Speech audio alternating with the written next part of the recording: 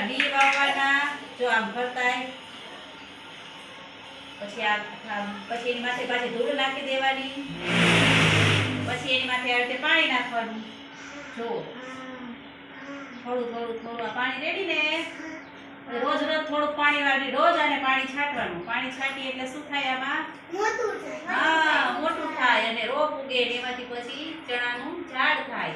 એટલે દરેક વસ્તુ આપણે જે બીજ નાખી વાવી ને બધું આવી રીતે જ થાય. પણ રોજ એને શું કરવું પડે?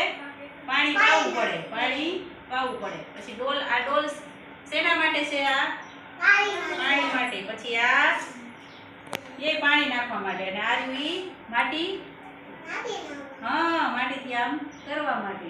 એટલે આ તો નાનું છે, પણ ઓલા મોટા જે કરવું હોય ને મોટા કુંડામાં ત્યારે આ રીતે આમ થોડી કરી પછી કરવાનું. હો, સમજાણું બધાને?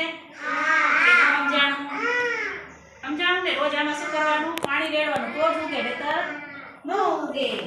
એટલે હંમેશા વાવવું હોય તો પેલા એના બીજ નાખવા પડે. આપણે બીજ નાખી તો જ ઉગે. અને માટી હોય, માટીની અંદર નાખી પછી પાણી નાખવાનું તો જ ઉગે.